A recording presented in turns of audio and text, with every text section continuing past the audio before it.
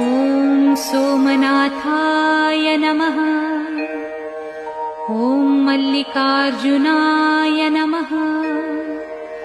ॐ महाकालेश्वराय नमः। ॐ ओंकारेश्वराय नमः। ॐ वैद्यनाथाय नमः। ॐ भीमशंकराय नमः। ॐ रामेश्वराय नमः। ॐ नागेश्वराय नमः। ॐ विश्वेश्वराय नमः।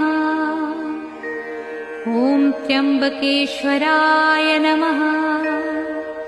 ॐ केदारेश्वराय नमः।